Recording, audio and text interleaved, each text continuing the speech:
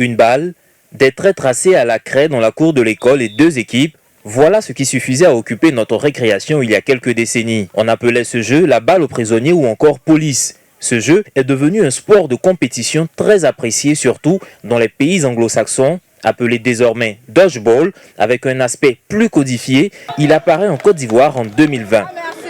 Le dodgeball est une discipline d'origine africaine qui existait déjà 200 ans avant. Et c'est ce que les Américains, par Philip Ferguson, qui a récupéré la discipline, qu'il a envoyé aux États-Unis dans un collège Marist à Norfolk et qu'il a réorienté avec des disciplines modernes, qu'il a rendu plus dynamiques, attractives.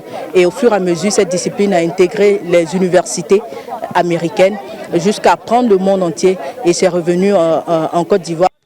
Le dodgeball attire très vite des jeunes Ivoiriens. C'est le cas de la jeune Samira. Avec ses copines, elle rêve de faire carrière et glaner des lauriers au plan international. Le dodgeball permet de se distraire. C'est intéressant, c'est amusant. J'ai connu le dodgeball au cours de PS avec mon prof. Je trouve le dodgeball intéressant car elle nous permet de nous épanouir. J'espère devenir une grande joueuse de dodgeball et remporter des coupes.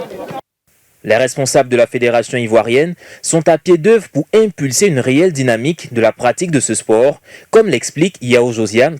Du 2 au 6 avril, nous avons le lancement officiel de la Fédération ivoirienne de dodgeball qui va recevoir l'instance internationale de la World Dodgeball Association. Par la suite, en septembre prochain, nous comptons organiser le championnat national même, la première édition. Et si possible, en décembre prochain, participer aux éliminatoires mondiaux au niveau de l'Égypte. La Dodgeball Partie 2 était une belle occasion pour promouvoir les règles et les avantages de ce sport nouveau en marge des compétitions officielles.